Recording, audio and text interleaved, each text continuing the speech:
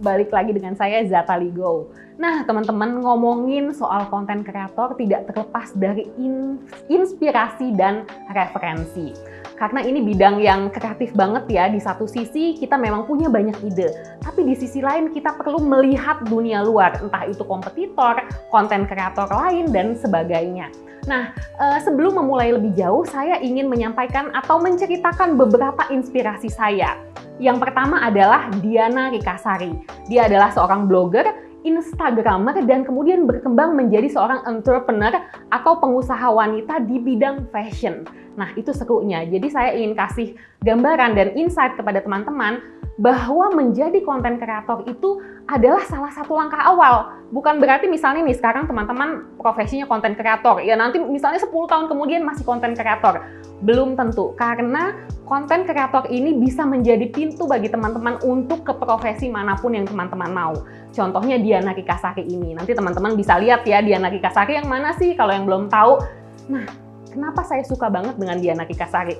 Pertama, karena dia blogger. Saya mengawali karir saya sebagai konten kreator sebagai seorang blogger juga. Jadi sekitar tahun 2001 atau 2002, wow udah lama banget ya, saya mulai ngeblog. Nah, saat mulai ngeblog itu, waktu itu di Indonesia belum banyak, mungkin saya belum menemukan nyari 2 atau 3 aja susah banget gitu blogger. Nah, Diana Rikasari salah satu yang di awal-awal karir saya sebagai blogger, dia sudah ada, dia sudah eksis. Dengan blognya yang lucu, warna-warni, dan kreatif banget. Kemudian saat dia makin terkenal dan mulai menghasilkan uang dari pekerjaan dia sebagai konten kreator, sebagai blogger, kemudian dia aktif di sosial media, yaitu salah satunya di Instagram.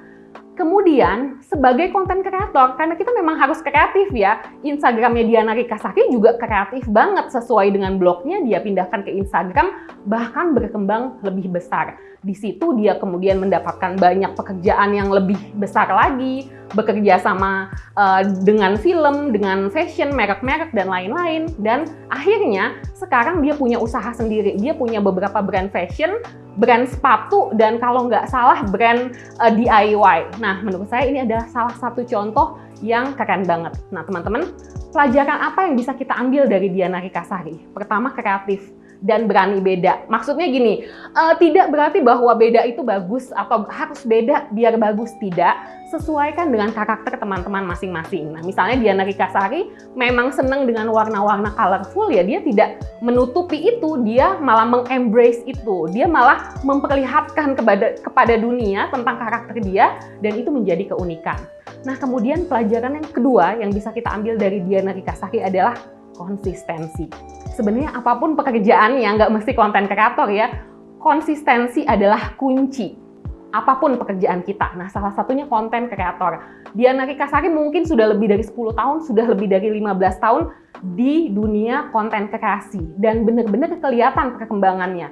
Dan dia juga mindsetnya tepat. Dia terus berkembang dan terus belajar, sehingga dari konten kreator, sampai sekarang pun dia masih konten kreator ya, berkembang dan akhirnya punya usaha di berbagai bidang yang sesuai dengan karakter dia. Nah, yang kedua nih buat anak-anak muda mungkin tahu ya, Agung Hapsah.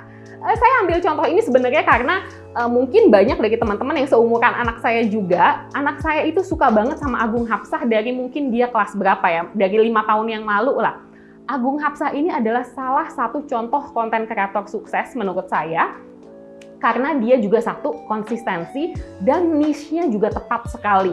Dia pasarnya, memilih pasarnya, target marketnya juga tepat.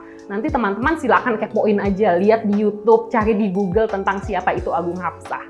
Kemudian yang kayaknya belum lama ya, teman-teman udah sering dengar adalah Alsyad Ahmad. Dia itu adalah YouTuber satwa dan juga TikToker. Jadi kalau di TikToknya itu heboh banget, lucu banget ya. Dia bikin konten-konten yang berkaitan dengan binatang, misalnya macan, apa waktu itu rusa, dan lain-lain. Nah, ini seru banget. Saya ingin kasih catatan. Kenapa Alsyad Ahmad menjadi salah satu konten kreator yang sukses? Mungkin beberapa orang mungkin berpendapat, wah ya jelas aja orang bikin kontennya sama macan, misalnya kan nggak semua orang bisa bikin seperti itu. Tapi balik lagi, salah satu yang membuat Alsyad Ahmad sukses sebagai konten kreator adalah karena memang dia punya skill-nya. Oke, dia punya keterampilannya. Bagaimana membuat konten yang bagus, bagaimana membuat konten yang disukai oleh audiens dia, oleh klien dia, dan bagaimana untuk tetap konsisten dan memberikan sesuatu yang baru, yang terus-terusan. Meskipun kontennya sama, satwa, terus binatang, terus gitu, udah dari beberapa tahun yang lalu. Tapi teman-teman, kita lihatnya nggak bosen. Bahkan setiap dia bikin konten baru menjadi hal yang menarik. Nah, itu dia adalah salah satu dari beberapa hal yang menentukan kesuksesan dari Alshad Ahmad. Sebenarnya banyak ya, masih ya inspirasi dan referensi yang saya punya yang membuat saya menjadi konten kreator seperti sekarang. Nah teman-teman, silahkan cari inspirasi teman-teman sendiri. Karena kalau teman-teman punya inspirasi, punya referensi, teman-teman bukan akan menjadi seperti mereka, tapi justru teman-teman akan mendapatkan banyak hal dari mereka. Punya 10 inspirasi, punya 10 referensi, otomatis teman-teman akan mendapatkan kelebihan dari 10 orang, mendapatkan referensi dari 10 orang.